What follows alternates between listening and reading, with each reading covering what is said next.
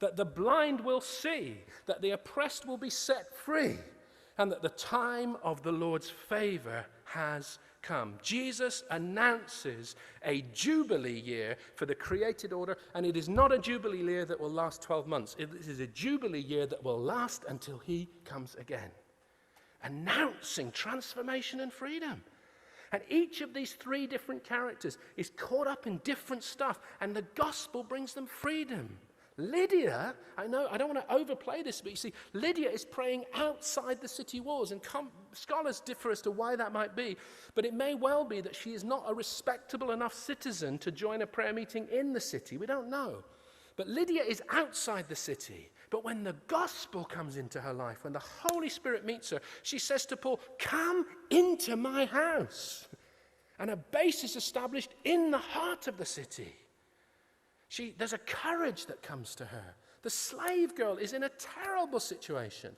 She's not only trapped in the people trafficking thing, she's spiritually trapped because she has these strange powers that from her childhood have been determining her destiny. She's never had freedom. She's tormented by this stuff. Stuff comes out of her mouth that she doesn't want to say. She's a tormented girl, and she experiences freedom when she meets the gospel. And the Ethiopian, the Philippian jailer, is an absolute captive. He's more of a prisoner than the prisoners.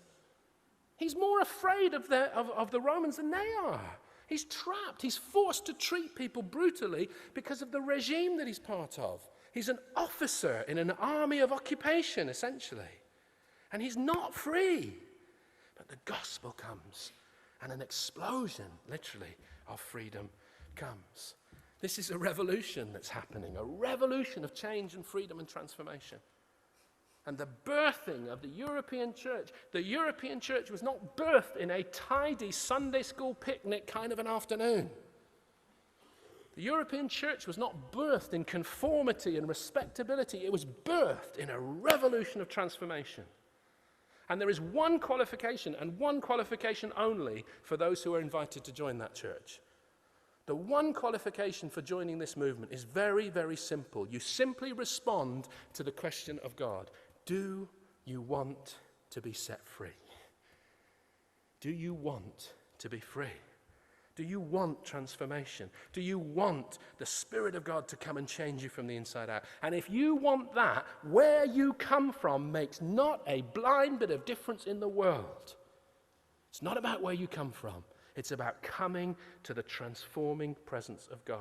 And all who desire that transformation are invited into this journey. What does Jürgen Moltmann says of the gospel of Christ? He's actually talking about Jesus in the synoptics, but it takes on much greater significance. Where Jesus is, there is life, the gospel tells us. There, sick life is healed. Saddened life is given a fresh heart. Marginalized life is accepted. Captive life is freed. And the tormenting spirits of death are driven out. For since his baptism, God's Spirit has rested on Jesus and acts through him. And then these amazing words, which are as true now as they were in the ministry of Jesus. The mission of Jesus and the mission of the Spirit are nothing other than movements of life. Movements of healing, of liberation, of righteousness and justice. Jesus didn't bring a new religion into the world. What he brought was new life. And I'm going to give you a word of hope for the European church. A word of hope that cuts across everything that we do. No matter how hard you try to turn the life of God back into a religion, he will fight you and turn it back into life. God will not allow you or me or any of us to wrap up his gifts in the sackcloth of religion. He will break out like an earthquake in a Philippian jail. He will break out and he will come back to life. Because God will not allow us, no matter how hard we try, and we try hard, God will not allow us to bury him again in the grave of religion. He will break out in life, because he did not come to planet Earth to add to its religious population. He came to planet Earth to bring life and transformation and freedom to human beings. God is in the business of bringing freedom. Some of you may wear, we've had some interesting moments with t-shirts this morning. Mr. Lazy, thank you. not just for the reading, but for bringing that wonderful T-shirt onto the platform. It blessed me enormously. But some of you may see What Would Jesus Do T-shirts. I'm actually a bit against the whole What Would Jesus Do thing, because the question of mission is not what would Jesus do. The question of mission is what is Jesus doing? What is Jesus doing now? What is Jesus doing by his Spirit in our communities, in our lives, in our streets, in our cultures? What is Jesus doing? Because if we know what Jesus is doing, we can join him and be part of it. It's wonderful to know, it's nice to know that God is in a book, in our stories and songs, in traditions, in history, in our past, in our culture, in our memories, in our legends, in our mythology, in our national identity, in our museums, in our archives, and in our heritage. It's wonderful. But it's something else to know that God is in our lives. Do not build museums for Jesus as if he was dead. Welcome him as a living, active partner in God's mission, as one who will bring freedom to all around. And then lastly, I want to say about the European church, and this, it's a personal passion, so forgive me if you don't share it. I think you do, because we're here to talk about what it means to be God's missional people, to tell God's story in the European context. But the European church is God's unfinished symphony. I love the fact, I made a connection in my own thinking when I realized that the birth of the church in Philippi is the first act of God in Europe. It's the coming of the gospel to Europe, and it is to this church, specifically this community, this little group, some of whom we've already met this morning, that Paul is able to write a little later on. And he says these words. If they come up on here we go. They're coming. God, who began the good work within you, will continue his work until it is finally finished. And Paul tells us elsewhere, writing to the Ephesians, what finally finished means. It says, when all of us have grown to the stature of the measure of Christ, then it's finished. The European church isn't over because Richard Dawkins says so. It's not over because Christopher Hitchens writes a book about it. It's not over because the people in your street go, don't care. It's not over because the sociologists tell us it's over. The story of the European church is over when and only when God says it's over. And until God blows that whistle, we say it ain't over till the fat lady sings. Well, let's translate that. It ain't over till the big God sings. And until God says it's over, it is not over. Do not declare over that which God says is continuing. Now, that doesn't mean churches might not have to close. Of course, we go through all kinds of weird twists and turns in the journey, but the work of God will continue. And this is not a season for going, oh, it's really hard doing mission in Europe. Let's not bother. This is a season for saying, God, what do you want to do with this continent? How do you want us to tell your story? Where are the Lydias and the slave girls and the jailers that you want to set free by the power of your gospel story? Lead us to them, God, because we believe that you are still building your church in Europe. This story that began, as we said a couple of days ago, when Jesus urged his little group of disciples to trust the Father, receive the Spirit, and tell the story of the Son. This is an ongoing story, and it's an ongoing story in our continent. It's an ongoing story of the gospel, as the great Leslie Newbigin, who was part of these assemblies many years ago, said, that the gospel will bring life again to this continent of Europe. Because Jesus does not write off millions of people by saying, oh, culture's a bit strange now. He will bring life to this continent. It's a bit like some of the stories that Jesus told and some of the imagery Isaiah uses about a tree growing up. Isaiah says there'll be a time when the life of my people will be like the life of trees, ongoing from a generation to generation. And these seeds that were sown in Philippi all those years ago took root. And a tree called the church was formed. And that tree, no matter how you concrete it in, no matter how much you cover it and bury it and try to declare it dead, it will break out because it has the life of God in it. And it will become something extraordinary. Know that the story we're in is a story that will continue because God is in it. Now, we have to listen to God. We have to hear what he's saying to us. We may have to make some really tough choices.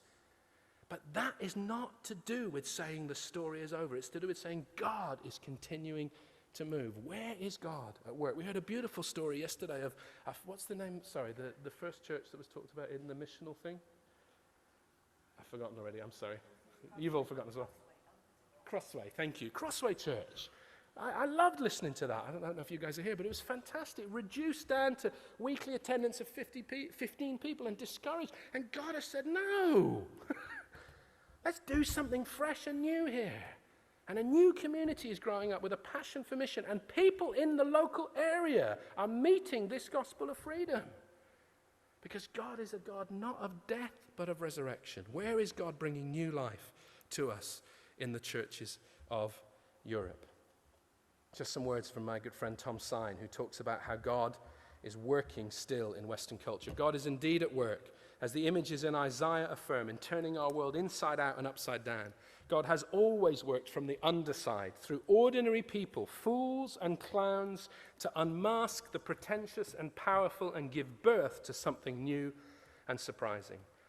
As an exile community living in an imperial global reality, we must imagine and create mustard seed alternatives to those offered by the empire. God is calling us to be part of an alternative community that offers answers in a situation where people are lost and confused. This church in Europe is his unfinished work. What is he calling us to do?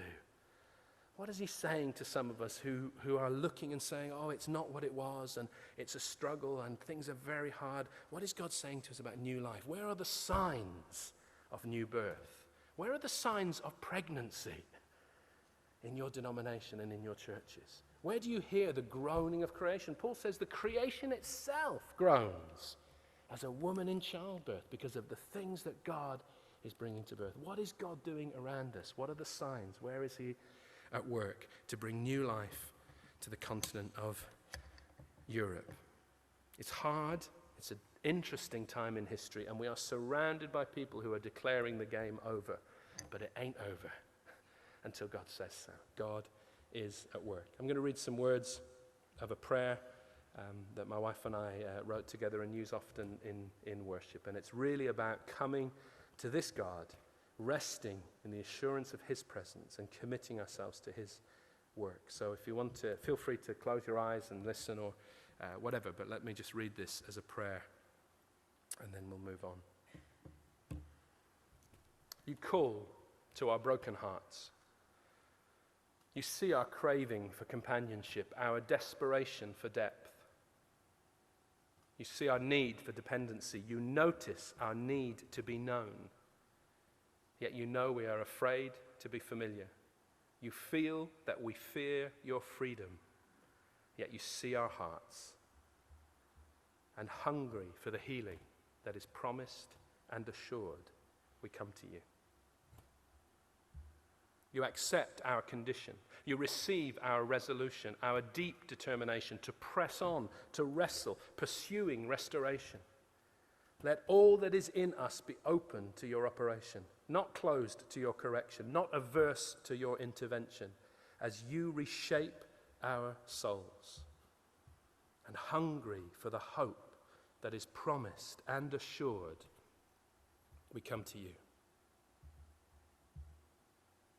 You restore your image in us. You shine our scratched surface. You find diamonds where there has been dullness and bring gloss where there has been gloom. Pouring peace into places perverted by past pains, you repaint our planet. And hungry for the heaven that is promised and assured, we come to you. And God, as people involved in your kingdom projects on the continent of Europe, as people involved in your church in different local situations, I know there are others here joining us from outside Europe, but as people thinking about how your story is going to be told in this coming century, in the planet's first post-Christian continent, Lord God, we say to you, fill our hearts with hope, Lord. Fill us with joy, God. Fill us with inspiration. And call us, God, to the ongoing work of your miraculous and glorious kingdom. We thank you in Jesus' name. Amen.